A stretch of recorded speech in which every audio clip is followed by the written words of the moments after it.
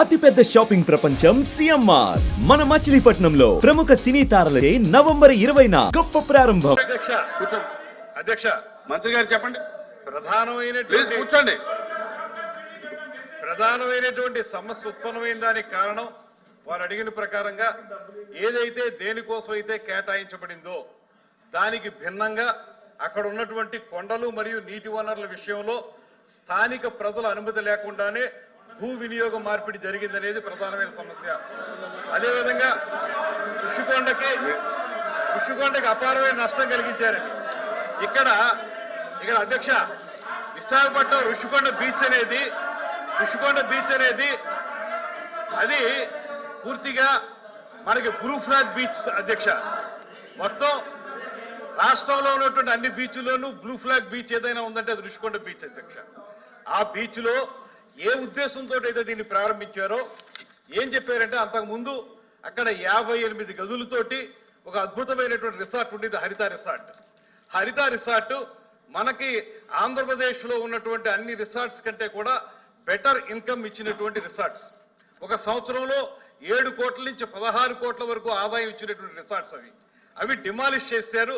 అన్ని అద్భుతంగా ఉండగానే అవి డిమాలిష్ చేసేటప్పుడు వారు చెప్పిన మాట ఏంటంటే ఇంతకంటే అద్భుతమైన రిసార్ట్స్ కడతాం, ఇంతకంటే ఎక్కువ మందికి ఉపయోగంలోకి తీసుకొస్తామని చెప్పి అక్కడ వారు కట్టింది ఈ ప్యాలెస్. అందులో ఉంది చదువుకోండి ఇవాళ అక్కడ గజెట్ లో ఉందో అవన్నీ చదువుకోండి. వాళ్ళు గదులు కడతామని చెప్పి చేసిన పని ఏంటి తెలుసా అధ్యక్ష? విజయనగరం బ్లాక్ అని కట్టారు. అందులో 3 బ్లాకులు అప్పటి ముఖ్యమంత్రి గారికి అప్పుడు వారి కుటుంబ సభ్యులకి ఏర్పడేలాగా. కళింగ బ్లాక్ అని కట్టారు, అందులో అఫీషియల్స్ కి. అదేవిధంగా గజపతి బ్లాక్ అని కట్టారు, దాని తర్వాత వేంగి బ్లాక్ అని కట్టారు. ఇవన్నీ కూడా 7 బ్లాకులు కట్టి 7 బ్లాకుల్లో మొత్తం అన్ని కలిపి మనకు రూములలో వేడే మేము ప్రత్యక్షంగా చూసాం. డిప్యూటీ చీఫ్ మినిస్టర్ గారు చూశారు, ముఖ్యమంత్రి గారు చూశారు, మేము వెళ్ళి చూసాం. వీళ్ళు చెప్పిన మాట వాళ్ళు ఆ రోజున అప్లికేషన్ పెట్టినప్పుడు విని సావధానంగా వినండి. ఇప్పుడు అప్లికేషన్ పెట్టినప్పుడు వాళ్ళు చెప్పిన మాట దీన్ని బెటర్ రిసార్ట్ గా చేస్తామని చెప్పి చివరిలో ఒక జీవో ఇచ్చారు అధ్యక్ష. ఆ జీవో ఇచ్చినప్పుడు దీన్ని ముఖ్యమంత్రి గారి యొక్క నివాసం కోసం జీవో నెంబర్ కూడా చెప్పాను. కమాన్ రండి తీసుకుందాం. జీవో నెంబర్ లో చెప్పింది ముఖ్యమంత్రి గారికి నివాసం కోసం, క్యాంప్ ఆఫీస్ కోసం కట్టుకుంటామని చెప్పారు. అదేవిధంగా మంత్రులు ఎవరైనా అక్కడికి వచ్చినప్పుడు ఉండటానికి కడతామని చెప్పారు. వచ్చిన ఒరిజినల్ అప్లికేషన్ లో ఏం చెప్పారు? మేము మంచి రిసార్ట్స్ కడతాం, ఇంతకంటే అద్భుతంగా చేస్తామని చెప్పి ఈ రకంగా చేశారు. ఇందులో మొత్తం అన్ని కలిపి వాళ్ళు ఖర్చు పెట్టింది 481 కోట్ల రూపాయలు ఖర్చు పెట్టి దీంట్లో బాత్ టబ్ ఉంది అధ్యక్ష 12 లక్షల రూపాయలు. అవి మొత్తం మీరు తీసుకుంటే లోపలికి వెళితే ఇంద్రభవనం అధ్యక్ష. ఇంద్రభవనం మీరు నిజంగా జెన్యూన్ గా చెప్పిన ప్రకారం చేసుంటే ఎందుకు మీరు అందరినీ రానివ్వలేదు? మీకు ఆ రోజు ఒక సామెత ఉంది అధ్యక్ష, ఒక సామెత చెప్తాను. ఇది ఎంత వైలేషన్ అంటే స్పష్టంగా వైలేషన్ అధ్యక్ష. మీరు జీవో నంబర్ ఇస్తాను మీకు, వాళ్ళు పెట్టిన అప్లికేషన్ మీ టేబుల్ మీద పెడతాను. ఆ అప్లికేషన్ కానీ జీవో నెంబర్ కానీ చూడండి, ఎక్కడా కూడా పొంతం లేదు. ఆ రోజు చిన్నదనం అయిపోతే ఆ రోజు మనకి మనం ఏదంటే ఓం మహానగరం తగలకపోతుంటే ఫిడేలు వాయించినటువంటి నీరో చక్రవర్తిలాగా వ్యవస్థ సర్వనాశనం అయిపోతుంటే ఇంత డబ్బు ఖర్చు పెట్టి తన సొంత భవనం కోసం అతని ఆఫీస్ రూమ్ ఒక టెన్నిస్ కోర్ట్ అంత ఉంటుంది అధ్యక్ష. ఆయన ఆఫీస్ రూమ్ ఒక టెన్నిస్ కోర్ట్ అంత ఉంటుంది. ఇవన్నీ ఖర్చు పెట్టి ప్రజా డబ్బుల్ని ఇలా మోసం, ఇంకా సిగ్గు లేకుండా ఏ రకంగా మాట్లాడతారు, ఏ రకంగా అడుగుతారు వీళ్ళు, ఏ రకంగా ప్రశ్నిస్తారు? ఇంత అన్యాయం చేసి ఇవాళ జీవోలన్నీ ఉన్నాయి. పెడతాను నేను, వాళ్ళు చూసుకుని చదువుకోనండి, సమాధానం చెప్పుకోనండి. ఇంత అన్యాయం చేస్తుంటే ప్రజాధనాన్ని తోచుకు తింటుంటే ఇందులో ఎవరి ఇంట్లోకి ఎంత డబ్బు అంత డబ్బు తీసుకుని వాళ్ళు చేయడం ఒక్క జీవో చూడండి, మొత్తం జీవో చూడండి, జీవో చూసుకోండి. మంత్రి గారు ప్లీజ్ బాధపడతా సార్, తెలుస్తారు నిజాలు అధ్యక్ష.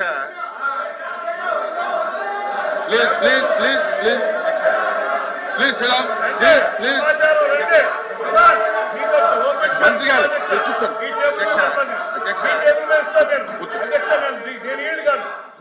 అధ్యక్ష. I don't want to yield because they are telling wrong. ఉన్నాయి మా దగ్గర పూర్తి డీటెయిల్స్ ఉన్నాయి. మా దగ్గర డీటెయిల్స్ ఉన్నాయి అధ్యక్ష. ఈ జీవో నెంబర్లు కూడా ఇస్తాను నేను జీవో నెంబర్లు కూడా మీకు ఇస్తాను. జీవో నెంబర్లు కూడా చూసి మీరు చెప్పండి. I table all the GOs మీ దగ్గర పెడతాను నేను. సో రమ్మనండి. మంత్రి గారు. I don't yield అధ్యక్ష. మంత్రి గారు. I don't want to yield. I don't want to yield. కూర్చోండి, కూర్చోండి. I don't want to yield. మాట్లాడండి. ఎల్ఓపి గారు మాట్లాడండి. మీరు అలా అద్భుత సాధించాలని చెప్పినట్టు చెప్తారు. జీవో ఇచ్చింది పబ్లిక్ డాక్యుమెంట్ ఇది. అది కాదన్నది ఎవరు? వెనకంటే మాట్లాడుతున్నారు అధ్యక్ష తప్పుదా అన్ని మీరే మాట్లాడుకుంటారు.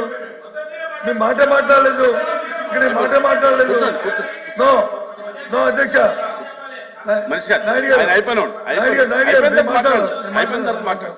నేను మాట్లాడిన తర్వాత అది ఎందుకండి అన్ని మీరే మాట్లాడుకుని. అధ్యక్ష దయచేసి మొదటగా అలాంటి పదాలు వాడి అనవసరం బేజాలు పోవడం అనేది సమంజసం కాదనేది మీ ద్వారా నేను కోరుతాను అధ్యక్ష. ఒకటి. రెండోది ప్రశ్న ఏంటి అధ్యక్ష, అనుమతులు ఉన్నాయా లేదండి? అనుమతులు ఉన్నాయని మంత్రి గారి కమిటీకి చెప్పారు. చెప్పి మళ్ళీ ఆయన మాటల్లో అంటారు ప్రజల తాలూకు ఆమోదం లేకుండా ఎవరైనా బిల్డింగ్ ప్రభుత్వ పనికి భవనాలు కట్టినా ప్రైవేట్ భవనాలు కట్టినా ప్రజల ఆమోదం ఉంటుందా? ప్రజలతో పక్కింటో ఆ ప్రజలు అడుగుతారు అధ్యక్ష.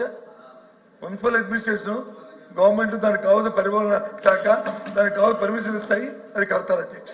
దాంతోపాటు అది ప్రభుత్వ భవనం. ఇప్పుడు జీవో చూపెట్టారు.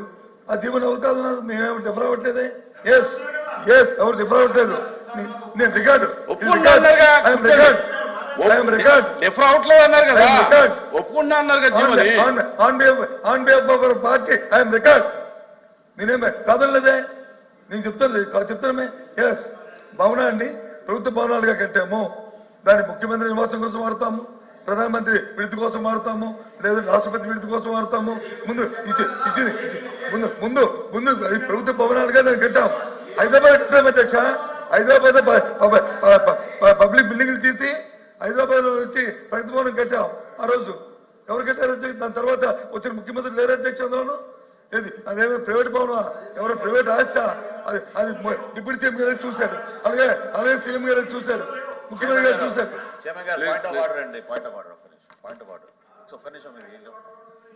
సార్ క్వశ్చన్ అవర్ లో మీరే మొన్న సభ జరుగుతున్నప్పుడు నిబంధన ఏర్పాటు చేశారు. మీరు సభ్యుడు రెస్క్యూకి రావాలి కదా సార్. మీరు ఏమండి చైర్మన్ గారు, మీరు సభ్యుడు యొక్క రెస్క్యూకి రావాలి కదా. అవును. ప్రశ్న అడిగింది రామారావు గారు. అవును. రామారావు గారికి సమాధానం చెప్తున్నప్పుడు అక్కడి నుంచి అంతమంది లేచి మళ్ళీ దానికి ఫర్దర్ గా వాళ్ళు ఈ విధంగా గలటా చేస్తుంటే సార్ మీరు ఒక పక్క చూసారు, రెండో పక్క కూడా చూడండి. ఇటు పక్క కూడా మాట్లాడుతున్నారు, ఏంటంటే ఇటు పక్క కూడా మాట్లాడుతున్నారు.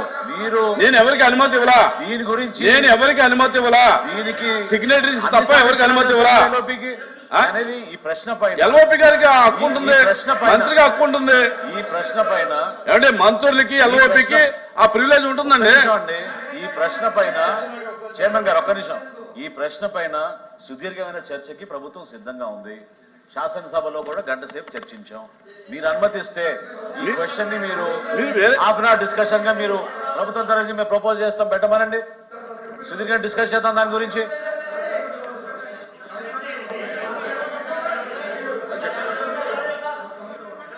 అడుగుతానని ఇచ్చారు.